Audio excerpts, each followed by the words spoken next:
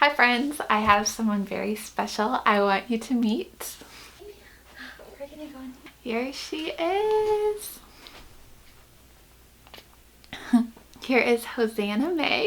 She's 2 weeks old and she was born right here in the house unexpectedly. I definitely wasn't expecting her to be born down in the living room. If you watched some of my other videos, you know that I was planning on going to a birth center. So I was planning a natural birth, but it happened kind of suddenly and unexpectedly here at home. I think just a couple of things that I did while I was pregnant really contributed to a pretty quick labor, because I was kind of a nerd and I was researching and studying out all the different things that could help with labor and help with the uterus and just having like a really good labor. So I wanted to share that also in this video. This video is going to be about her story of how crazy and wonderful and exciting that whole morning was. I don't really know when labor really started, so I'm just going to time it at the time of when my water broke. But she was born 3 days late, so I was expecting her at some point soon, but I just wasn't expecting her to be that fast. She was born on Tuesday morning. Around midnight that morning, I think my water broke, and the only way that I think like it broke was because they say like it's just like usually a little tiny bit of water that comes, and it was just a little tiny bit of water. Like I was in bed and I just realized, oh, there's a little bit of water, that could be my water breaking. I got up and I took a shower, and then I was like, I'm just gonna go back to bed and just try to relax because this is my labor starting probably, and I'm just gonna try to sleep because I was told by a lot of people that it would probably be like 30 hours. It was my first baby, and that usually it's a long labor for the first one. So I was just like prepped and ready for that marathon. I tried to sleep after that because everyone told me just sleep when your labor starts as much as you can, rest and relax. So I tried to sleep. I really couldn't sleep. So around 1 o'clock I got up and I was just like gonna try to take it easy, maybe watch a movie or something just to kind of like calm me down. And I wasn't really in a lot of pain. I felt crampy, but there wasn't like too much going on other than just feeling kind of crampy, and I was probably a little bit excited. I woke Aaron up and he got up and we just kind of were like hanging out together. He made me some tea, and so I was drinking tea. It was just like, I don't even know if I was having like what type of contractions they were, because they were just like, I just felt like I had cramps and they would come and go. And so I tried to time them, but they were like half an hour apart. At like the longer ones, some of them were 15 minutes apart. So it wasn't anything like extreme or painful. And I was able to just kind of talk and watch movies, but I was just feeling a little crampy. Then around 2:30, like I was able to time them a little bit more consistently to where they were 7 minutes apart. And this was at 2:30 in the morning, so I was already like up for about 2.5 hours. And I told Aaron, I was like, we should call the midwife, just let her know that I'm having the contractions and they're 7 minutes apart, so they probably will go on for a little while longer. And so we called her, and I was able to just like talk through the contractions on the phone, which they say like if you're able to talk through them, you'll probably be in labor for a lot longer. And so I was able to talk through them and just kind of give her like the heads up. And she's like, okay, let me know if they get stronger. I was like, okay, I'll let you know. And then after that, like we made some beet juice, because I was like, oh, beet juice will help with any type of like blood clotting or anything after the labor. So I'll drink a little bit of beet juice. And so then like half an hour later, we were downstairs in our living room just watching a movie and hanging out, and like suddenly I felt really sick and I threw up all over the place, and it was just a mess. And Aaron, he was so awesome. He like cleaned it up, and he got some towels and he put them in the living room just in case I threw up again. Still, my contractions were like pretty far apart, and like I was they were a little more painful. So at 3:30, oh, I forgot. After I threw up, Aaron also grabbed a tarp and some towels just in case I threw up again, because it was like all over the place and it was red. I was so scared because I thought it was blood, but it was really just beet juice. So in our living room, we have a tarp on the floor and we have some towels just in case I throw up again, and we're just like there, you know, going through this labor. I don't know if I'm gonna throw up again. He doesn't know if I'm gonna throw up again, but I throw up around 3 o'clock. And then around 3:30, like the contractions got so strong. Like they went from like, okay, I'm just like working through them and they're fine. You know, I'm like doing okay. It'll probably be a lot longer. To at like 3:30, I was like something just like shifted, and I was like, they were pretty painful. Like I started like moaning through them, like grunting kind of. And I was like, Aaron, we need to call Wendy, our midwife. So he called her and she talked to us on the phone. I was able to talk like really coherently in between contractions, but then like I was kind of like silent and through some of them, and then I kind of like grunted through some of them. But then as we were on the phone, they were getting like worse and stronger, and she was like, okay, let's meet at the birth center. So Aaron's like packed the car, and he already had the car packed at 3:30, and she's like on her way, and Aaron's like, okay, after this contraction, let's go out to the car. And I'm like, oh, I don't know if I can do it because they got so strong so fast. And like they shifted from the front, like down in my abdomen to my back, and that's why it was painful, because of that shift. Even though like in the front, like they were strong, like really strong cramps. Like I've heard so many people say like, oh, it feels like a cramp, and that's to me exactly what it felt like. And then it shifted into my back and I felt her descending, and I was so I was like, okay, like I'll try to get in the car in between contractions. So I like, all the lights are on in our house and the garage door is open, our garage light is on, and so I go out to the car, and then Aaron's like, oh, I get out to the back seat of the car, and Aaron's like, oh, I need to make sure we have everything. So he runs back in, and when he runs back in, like a contraction hits me, and like our garage door is open. Like I said, it's 3:30 in the morning. It might be like 3:45 or something like that, around that time, and a contraction hits, and I like belt out a yell. And I know all of our neighbors knew that I was pregnant, so you know, they probably figured, okay, like I know they definitely heard it because a garage kind of like amplifies the sound. And I was like, I cannot go, like we cannot go. I was in so much pain. I was kind of like twisted in the back seat of the car. Say hi. I was like twisted in the back seat of the car because I was trying to like manage the contraction, but also it was down in my back, so it was really painful to kind of like sit back. And after the contraction, I was like, Aaron, we can't go. It's a 25-minute ride to the birth center, and like I could feel her coming, and I'm like, we can't go. This is like it was. I was like, we have to stay home. Like Wendy has to get here. And so she's on the phone the whole time still, just because I think she's kind of gauging where I'm at with my contractions. And I tell Aaron, I'm like, I can't go. And he's like, we've got to go. Like, we don't have anything here at home. Like, we weren't planning this at all.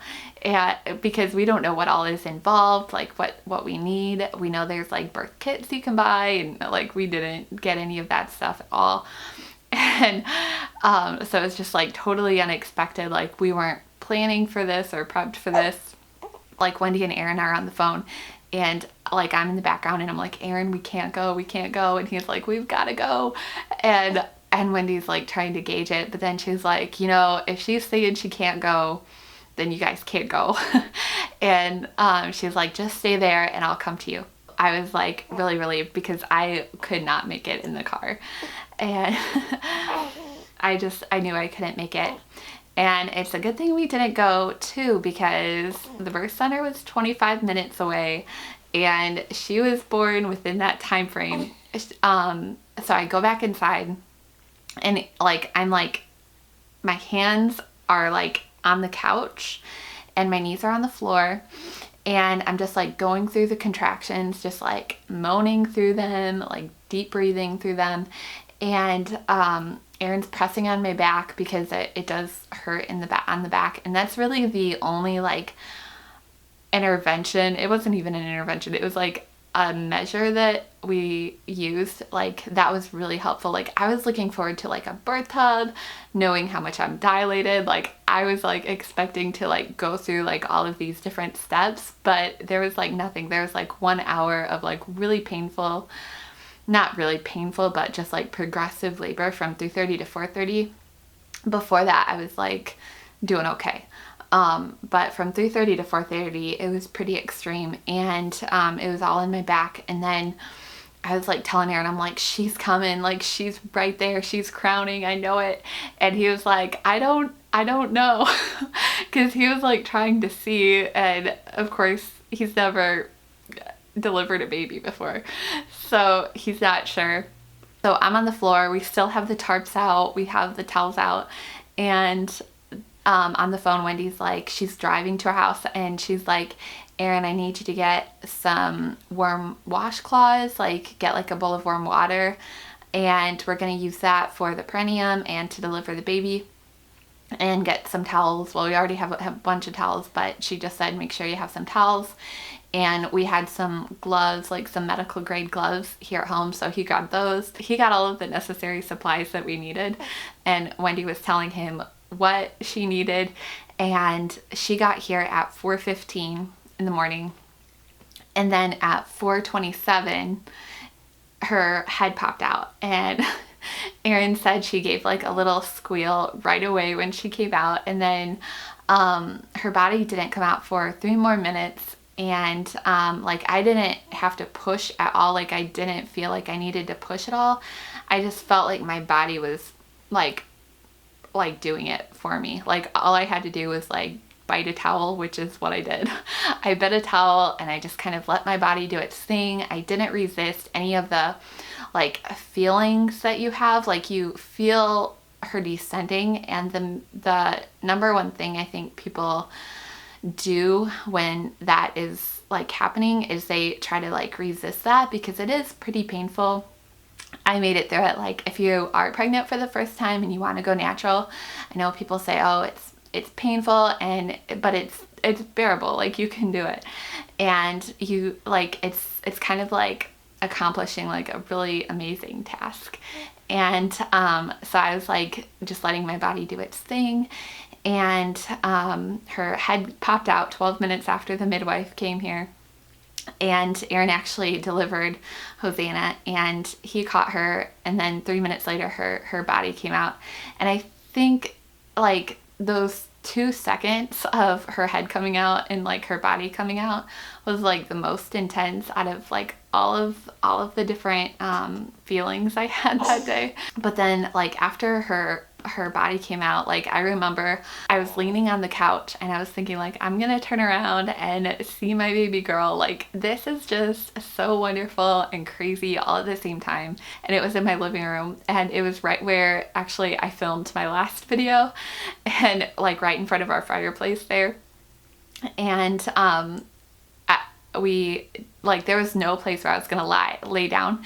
So I was like, what am I gonna do? Like I have this baby, I have like all of these things going on and coming out of me, and like I don't know like what we're gonna do now.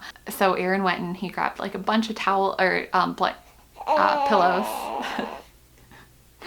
Aaron went and grabbed a bunch of pillows, and they propped them up against a chair, and I just kind of like laid back on the pillows, and they put Hosanna on me, and then I just kind of rested there and laid there for about half an hour waiting for her to kind of see if she wanted to feed or see if she would attach at all.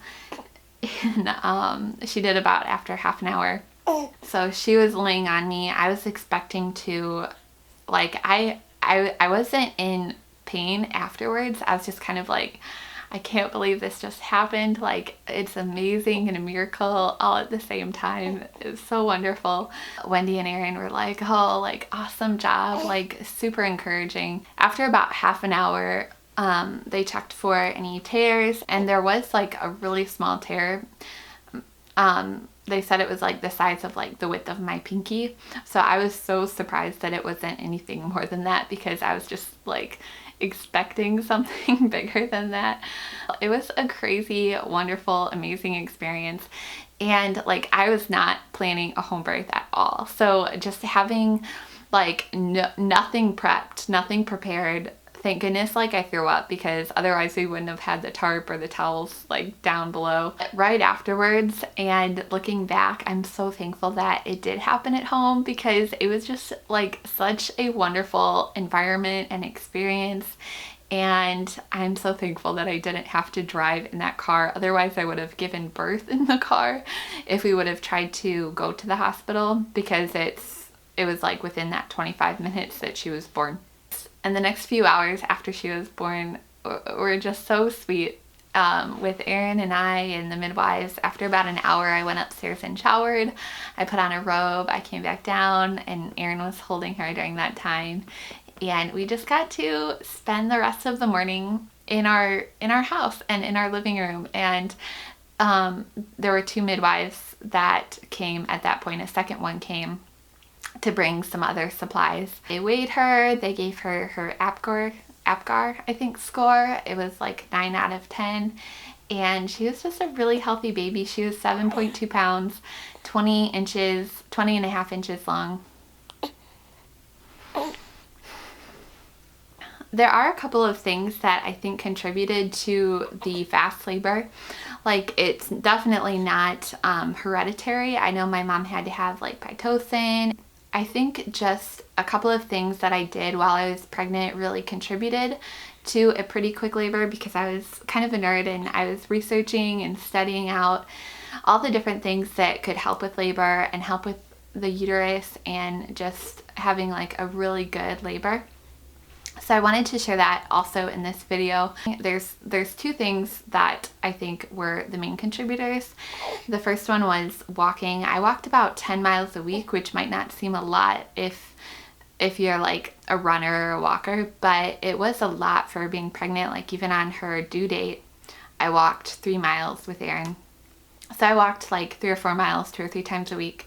And then I also did prenatal yoga, which in the prenatal yoga flow, there's like, you do squats and you do all of these different positions that help open up your pelvis. And that helped a lot, because I know that just some of those positions really opened up my hips and allowed her to descend even like a week or 2 before she was born. She was at a +1 position in the hips, which if you have given birth, you probably know like that's pretty low, and for a baby to be at before, like, you know, a week and a half before they're born. I think that's just because of all the walking I was doing and the prenatal yoga. And then the second thing was my diet. I didn't diet, I just ate different foods that were supposed to help with your uterus, and the main ones were dates and the pregnancy tea, which is like the red raspberry leaf tea. I used the pink stork labor tea, and I think both of those things helped a lot. I started eating dates at 32 weeks pregnant, and then I ate like 3 medjool dates a day, and it helped it progress pretty quickly, so quickly that I knew I wouldn't be able to make it to the birth center about 45 minutes before she was born, or maybe even a little bit like less than that. And it helped it progress pretty quickly, so quickly that I knew I wouldn't be able to make it to the birth center about 45 minutes before she was born, or maybe even a little bit like less than that. I had this like mentality like, okay, I'm gonna use a birth tub, I'm gonna use music, I'm going to have like all of these like things that I do during labor. But really, like, I wasn't able to do any of those things. Like, I'm a little disappointed that I wasn't able to use the birth tub, but maybe next time. I kind of wanted to see like how that relieved pain, and I also wanted to see like how my cervix was dilating, but I I have no idea. It just happened so quickly. And thankfully we had some towels and a tarp, and we were able to give birth at home, and that's where this little girl was born.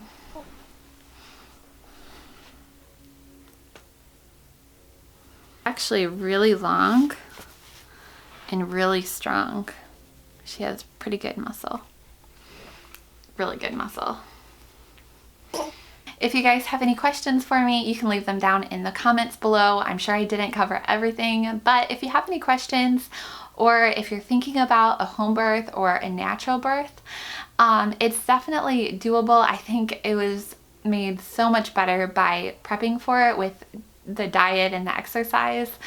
I didn't diet though. It was just the dates, and I ate regular foods. I did juice a lot. I think the juicing helped with just how I felt, and that's pretty much it.